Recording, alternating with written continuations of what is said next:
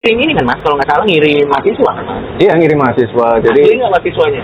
Ya, Banyak yang nanya loh. asli berarti ya itu. Enggak, kita ketemu ojol dikira ojol palsu. Ketemu mahasiswa dikira mahasiswa palsu. Aduh, susah loh ini.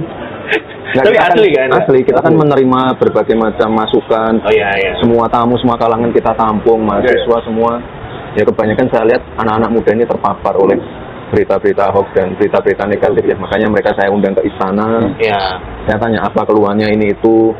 Kok IKN mangkrak ini? Enggak ada yang mangkrak. Semuanya sesuai schedule. Kalau nggak percaya kita berangkatkan. Lihat sendiri bagaimana. Ya udah. Sesimpel itu. Jadi ini bukan keputusan presiden saja, tetapi juga keputusan seluruh rakyat Indonesia yang diwakili oleh seluruh anggota DPR yang ada di Jakarta.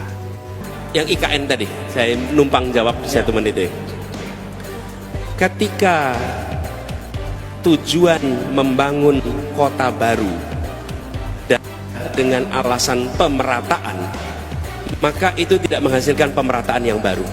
Mengapa? Karena itu akan menghasilkan sebuah kota baru yang timpang dengan daerah-daerah yang ada di sekitarnya. Jadi, antara tujuan mau memeratakan Indonesia tidak.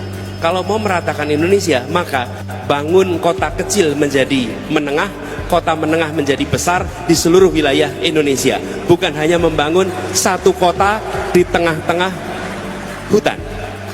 Karena membangun satu kota di tengah hutan itu sesungguhnya menimbulkan ketimpangan yang baru. Jadi sekali lagi nih, antara tujuan dengan langkah yang dikerjakan itu tidak nyambung. Nah, kami melihat di sini problem. Ini problem. Karena itu ini harus dikaji secara serius. Karena tujuan kita yang saya sampaikan tadi, Indonesia yang setara, Indonesia yang merata. Argumennya sama. Tapi menurut kami langkahnya bukan dengan membangun satu kota, tapi justru dengan membesarkan semua kota yang ada di seluruh Indonesia. Makasih. Perasaan saya senang sekali tanya IKN ini. Ada yang mau pindah ke Nusantara di sini? Ini ada yang mau pindah nggak? Ini pertanyaan nih gitu.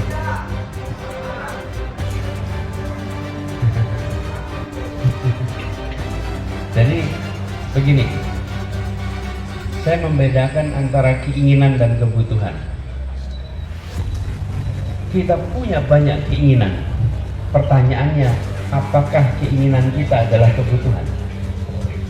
Bangsa ini memiliki sumber daya terbatas. Sumber daya kalau bahasa terus terangnya apa? Uang kita terbatas. Ini kalau mau terus terangnya, uang kita terbatas.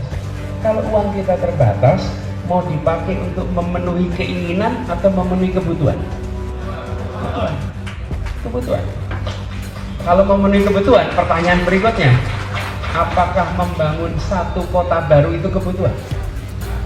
Pertanyaan nih, monggo kita jawab.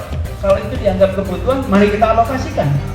Tapi kalau itu keinginan, menurut saya yang harus kita bereskan kebutuhan kita dulu. Kebutuhan kita, apa kebutuhan kita? Gak usah jauh yang di luar, yang di Kalimantan saja. Kalimantan,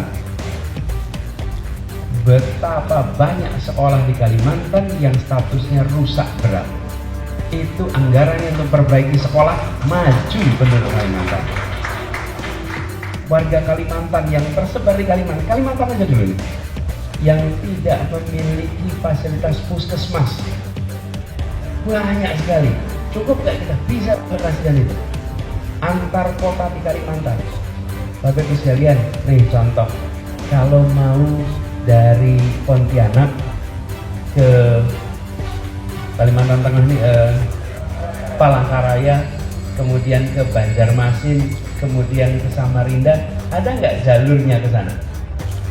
Nggak ada, nggak ada. Coba bayangkan, ini kita baru bicara Kalimantan saja. Betapa banyak kebutuhan-kebutuhan di Kalimantan yang membutuhkan alokasi anggaran kita. Karena itu saya melihat gagasan tentang ibu kota sebagai sebuah keinginan itu sah. Tapi ketika kita punya kebutuhan, yang kebutuhan-kebutuhan itu belum bisa dipenuhi karena kendala anggaran, sebaiknya kebutuhan-kebutuhan itu dituntaskan dulu, baru kita menyelesaikan soal keinginan. Dan kalau itu dikaitkan dengan masalah di Jakarta, Bapak Ibu, masalah di Jakarta tidak akan selesai kalau statusnya tidak ibu kota, nggak selesai. Karena masalah di sini tetap harus diselesaikan. Justru menurut kami ini kesempatan Jakarta membuktikan. Saya beri contoh, Jakarta disebut sebagai kota yang mungkin disebut tenggelam, sinking city. Kalau Bu Dirga lihat tahun 70-an yang disebut sebagai sinking city itu di mana? Tokyo. Tokyo itu disebut sebagai kota yang tenggelam. Apakah sekarang masih disebut? Tidak. Selesai. Bila ada kemauan, alokasikan sumber daya, bisa persoalan itu diselesaikan. Oke? Jadi, gitu ya. Saya bisa jawabnya panjang nih, tapi cukup sampai sini aja. Makasih. Apa sih tema utama yang kami bawa? Kami mengusung gagasan perubahan.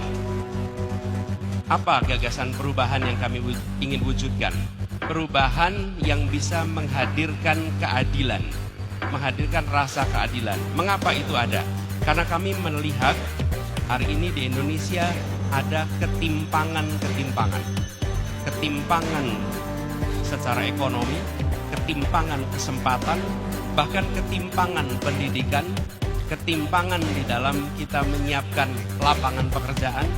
Ketimpangan-ketimpangan ini terjadi karena penyusunan kebijakan di Indonesia selama ini tidak memasukkan faktor keadilan sebagai faktor penting dalam menyusun kebijakan.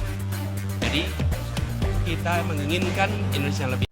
Halo teman, berjumpa bersama saya di Politik Dangi. Ini sangat luar biasa bagaimana Anies Baswedan saat ini masih menjadi perbincangan hangat karena beliau betul-betul menjadi tokoh yang sangat terpandang, sangat dihargai, teman. Ya, apalagi sikapnya sebagai oposisi saat ini membuat kita yakin kalau Pak Anies ini akan menjadi kingmaker 2029 nanti ya. Dan kalau kita melihat apakah kemudian Anies akan menjadi tokoh yang betul-betul serius dalam dunia oposisinya dan tidak tergiur oleh jabatan-jabatan tawaran-tawarannya, saya rasa iya teman-teman ya. Pak Anies itu komitmen ya menjadi oposisi, apalagi beliau saat ini membangun partai ya. Partainya identik dengan oposisi dan kemudian Anies juga ya, sangat membela rakyat kecil. Dan kalau Anies ingin bergabung ke pemerintah ya dari kemarin ya ingin bergabung seperti Caimin ya kan. Namun per hari ini kan bagaimana Anies ya tidak tergiur dengan hal itu ya kan. Anies tetap menjadi seorang oposisi yang luar biasa membela rakyat. Dan nama Anies saat ini masih menjadi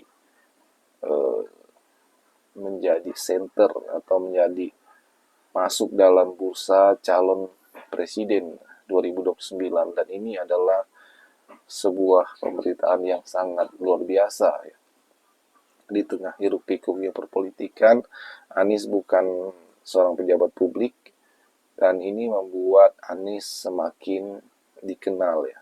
Karena aksi sosialnya, apalagi yang membuat partai baru-baru ini teman-teman, dan itu menurut saya adalah nilai plus yang Anies punya. Dan di sisi lain bagaimana ketika semakin banyak orang yang menyorot Anies, nama Anies itu semakin melambung tinggi, semakin naik daun, semakin dibahas, semakin luar biasa ya, walaupun banyak yang tidak suka ya, yang mengkritik dan sebagainya teman-teman. Itu adalah nilai plus menurut saya. Jadi apapun yang dilakukan Anies adalah sebuah hal yang sangat luar biasa. Bagaimana menurut kalian? Kita diskusi di kolom komentar ya. Sampai jumpa lagi teman-teman. Salam.